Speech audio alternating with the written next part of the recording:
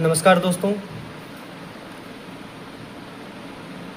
मैं आप लोगों को एक बात बताना चाहता हूँ कि हमको सही में लगता है कि इलेक्शन कमीशन का पूरा दिमाग सठिया गया है। इलेक्शन कमीशन की तरफ से जो भी गाइडलाइन जारी किया गया है वो तो किसी भी संविधान के प्रति वो नहीं है, वो संविधान के खिलाफ है। मैंने आप लोगों को पहले भी अपने वीडियो में बताया था कि किस तरह से हमारे देश में वोट चोरी हो रहा है और हमारे देश के जितने भी नेता हैं वो किस तरह से एक्सपोज कर रहे हैं कि किस तरह से मतलब बीजेपी वाले और इलेक्शन कमीशन वोट का धांधली करता है।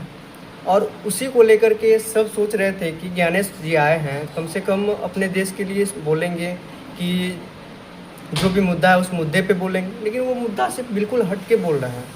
और मुद्दा से हट के ये बोल रहे हैं कि राहुल गांधी जी को 7 दिन का अल्टीमेटम जारी किया जाता है और 7 दिन के अल्टीमेटम में उसको बोला जाता है कि आपको 7 दिन का टाइम है, आप 7 दिन के अंदर हलफनामा दें, एफिडेविट पे सिग्नेचर करके दे या पूरे देश से माफ़ी मांगे तो ये आपका संभव है, नहीं तो वरना आपको क्या होगा। इसका मतलब ये सोचिए कि संविधान से भी ऊपर बढ़ के सोचने लगा है कि श्री ज्ञानेश जी जो कि इलेक्शन कमीशन के चीफ हैं। और मैं आपको ये बोलता हूँ कि ज्ञानेश गुप्ता जी होते कौन हैं कि मतलब किसी से एफिडेविट मांगने वाले हैं। उसको तो कोई भी ऐसा नहीं है कि आप किसी से एफिडेविट मांगते हैं। और मैं आपको ये बताता हूँ श्री ज्ञानेश गुप्ता जी, अगर आपको हिम्मत है, बिहार में जो SIR हो रहा है, SIR पे आप हलफनामे दे सकते हैं क्या? नहीं दे सकते हैं, बिल्कुल नहीं दे सकते हैं।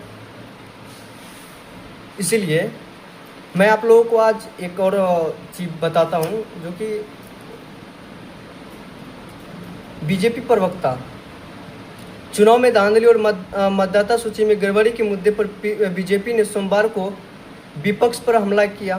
बीजेपी प्रवक्ता संबित पात्रा ने कहा कि कांग्रेस और अन्य विपक्षी दल हमेशा से ही संवैधानिक संस्थाओं पर आरोप लगाते रहे हैं।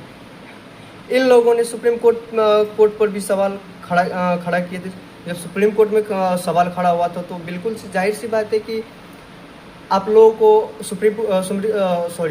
इलेक्शन कमीशन को ये गाइडलाइन जारी किया गया, आपने 62 लाख लोगों का जो नाम हटाए हैं आप उसको पब्लिक कीजिए।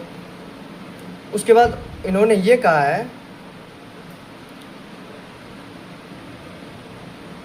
इन लोगों ने सुप्रीम कोर्ट पर भी सवाल खड़े किए थे। उन्होंने कहा कि अगर चुनाव में धांधली हुई तो सबसे पहले राहुल गांधी को इस्तीफा देनी चाहिए क्योंकि वह भी इस चुनाव के जरिए सांसद बने हैं।